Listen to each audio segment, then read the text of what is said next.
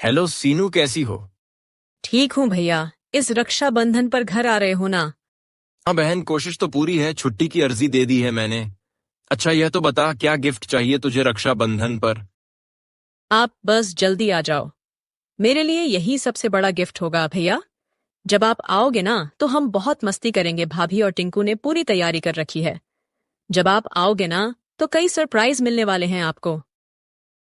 अच्छा क्या क्या सरप्राइज है, बताना क्या क्या तैयारी है। क्या भैया आप अभी से मुझे पिटवाना चाहते हो? क्या खुद आना तब देखना।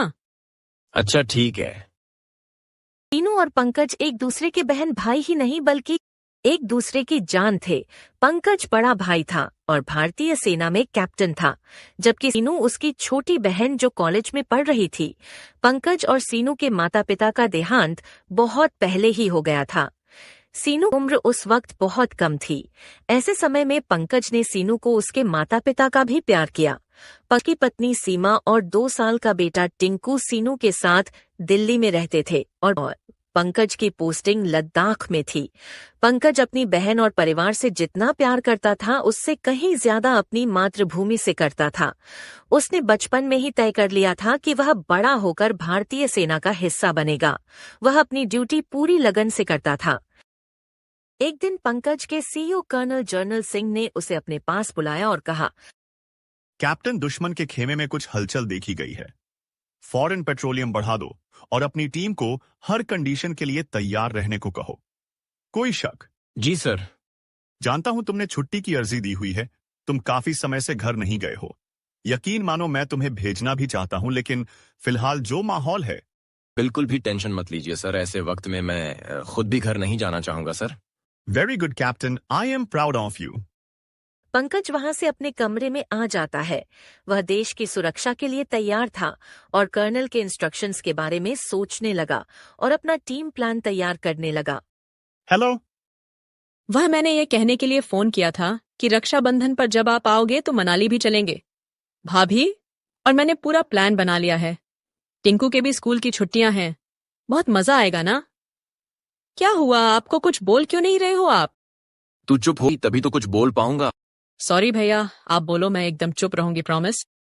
मनाली नहीं जा पाएंगे बहन, और शायद मैं रक्षाबंधन पर घर भी नहीं आ पाऊंगा। घर नहीं आओगे? ऐसे कैसे? आपने वादा किया था। पूरा 1.5 साल हो गया आपको देखे हुए। पिछले साल भी मैं आपको राखी नहीं बांध पाई और आप कह रहे हो इस बार भी नहीं आओगे। लेकिन क्यों? बहन, समझाकर, बॉर्डर पर हालत ठीक नहीं है। यहाँ मेरी जरूरत है। और हमें आपकी जरूरत नहीं है क्या? बेचारी भाभी और टिंकू कितनी तैयारी में लगे हुए हैं आपके लिए। हम तीनों ने कितने सरप्राइज प्लान कर रखे थे। आप ऐसा करो, आप आर्मी की जॉब छोड़ दो। आप तो इतनी टैलेंटेड हो, अच्छी से अच्छी जॉब मिल जाएगी आपको यहाँ, और आप हम सब के साथ भी रह सकोगे हमेशा। सीनू, कैसी बातें कर रही हो? ऐसे कह रही हो जैसे मुझे जानती ही नहीं। आर्मी ज्वाइन करना मेरा बचपन से सपना था। देश से लड़ने का मौका हर किसी को नहीं मिलता, और तुम मुझे। सीनू नाराज हो जाती है और फोन बीच में ही काट देती है। वह अपने कमरे में जाकर रोने लगती है। पंकज दोबारा फोन लगता है तो फोन उसकी पत्नी सीमा उठाती है और पंकज से कहती है,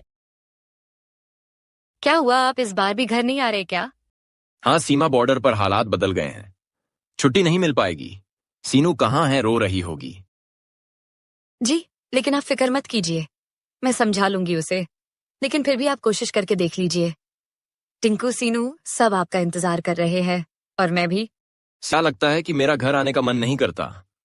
तुम तीनों से मिलने के लिए तड़प रहा हूं मैं, पर क्या करूं, देश पहले है ना।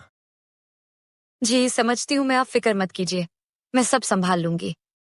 क्यों सीमा, सब कुछ इतने अच्छे से संभालने के लिए। इसके बाद पंकज फोन काट देता है। वह भी घर न जा पाने के कारण से बहुत उदास था, पर वह अपना दर्द सीनू और सीमा के सामने दिखा नहीं सकता था। उसने अपना पूरा ध्यान दुश्मन के खिलाफ अपनी टीम प्लान करने पर लगा दिया। पूरा प्लान तैयार करने के बाद उसने अपनी टीम को सब कुछ समझाया और खुद भी मस्टैंडी के साथ दुश्मन पर नजर रखने लगा।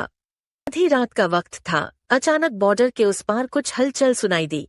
पंकज की आंखों में नींद नहीं थी। उसने जैसे ही हलचल महसूस की, उसने अपनी टीम को अलर्ट कर दिया। थोड़ी ही देर बाद दुश्मन की तरफ से गोलीबारी शुरू हो गई। पंकज की टीम पहले से तैयार थी, इसलिए बिना समय गंवाए भारतीय जवानों ने अपनी गोलाबारी से पूरा जवाब दिया। दुश्मन पर पंकज की टीम भारी पड़ रही थी, लेकिन अचानक एक जवान सुनील को कंधे में गोली लग गई। पुनीत उसकी तरफ भागा और उसे कैंप भेजने के बारे में सोचने लगा। वह सोच रहा था, अचानक दुश्मन की तरफ से ठीक उसी जगह पर एकदम बम फेंका गया। पंकज ने बम को हवा में ही देख लिया था। उसने सुनील को दूर धकेल दिया और उस बम को अपने हाथ में पकड़ लिया। बम उसके हाथ में फट गया। उसका सीधा हाथ पूरी तरह से घायल हो गया। टीम ने इस बात की खबर बेस कैंप को दी। कुछ ही देर में कुछ जवान वहां पहुंचे और सुनील और पंकज को वहां से बेस कैंप लेकर वहां पंकज की जांच हुई, जिसके उसे अस्पताल भेज दिया गया। अस्पताल में पंकज को ऑपरेट किया गया और उधर पंकज के बनाए प्लेन से टीम ने दुश्मनों का डटकर सामना किया और जल्द ही दुश्मन को घुटने टेकने पड़े। इधर अस्पताल में पंकज का ऑपरेशन हो चुका था। उसे जैसे ही होश आया तो उसके सामने डॉक्टर और कर्नल जनरल सिंह खैरकाव खड़े थे। पंकज को देखकर कर्नल मुस्कुराए। Well done, Captain. Now whole nation proud of you. Thank you sir. फिर पंकज को बम धमाके के बारे में सब कुछ याद आता है।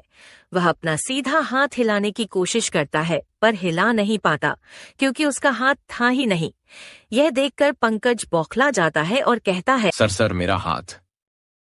रिलैक्स पंकज, बम से निकले छर्रे आपके हाथ में बहुत अंदर तक घुस गए थे, इसलिए हमारे पास हाथ काटने के सिवा कोई ऑप्शन नहीं था।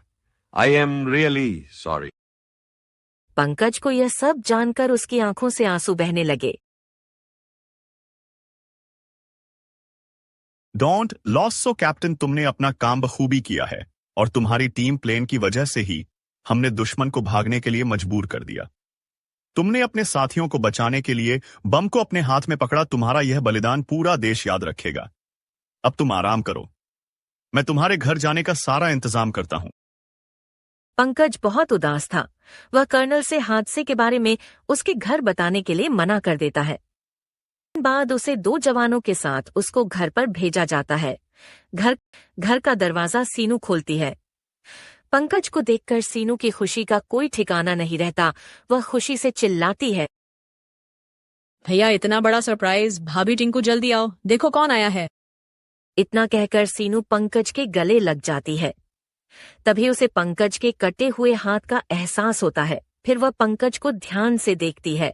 उसका ध्यान पंकज के बाकी शरीर पर लगी चोटों पर जाता है। वह रोने लगती है। तब तक सीमा और टिंकू भी वहां आ जाते हैं। वह भी पंकज का हाल देखकर बहुत दुखी होती है। सीनू पंकज को अपने साथ घर के अंदर आती है और उसके साथ आए दोनों जवानों को बैठने को बोलती है। उसके कटे हुए हाथ को एकटक देखने लगती है, फिर रोते हुए बोलती है, कहा था मैंने आपसे, छोड़ दो ये आर्मी की जॉब। मुझे इस बात का बिल्कुल भी अफसोस नहीं है कि मैंने अपने देश के लिए अपना एक हाथ खो दिया। देश के लिए बलिदान का मौका तो किस्मत वालों को मिलता है। पगली, और तुझे तो खुश होना चाहिए। अब मैं आ गया हूं तेरे पास हमेशा के लिए। बस एक ही बात का अफसोस है कि अब मैं तेरी राखी का मान कैसे रखूंगा, कैसे करूंगा तेरी रक्षा। नहीं भैया, नहीं, ऐसी बात मत कहो। आपने सिर्फ अपनी बहन की ही नहीं, बल्कि दुश्मन से लड़कर देश की हर बहन की रक्षा की है। मेरी नजर में आप जाबाज थे और हमेशा रहो। इतना कह 2 दिन बाद रक्षाबंधन का त्योहार आता है। सीनू बहुत खुश थी। वह पंकज के दूसरे हाथ पर राखी बांधती है और बड़े प्यार से कहती है, आप दुनिया के सबसे अच्छे भैया हो। I am proud of you भैया।